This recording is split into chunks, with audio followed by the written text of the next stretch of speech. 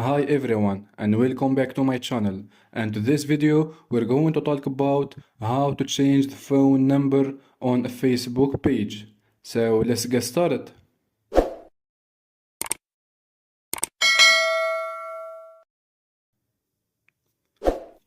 As a first step, go to the page profile. Now scroll down and click here. As you can see, the phone number is displayed here. To change it, tap the 3 point here, then select Edit Phone.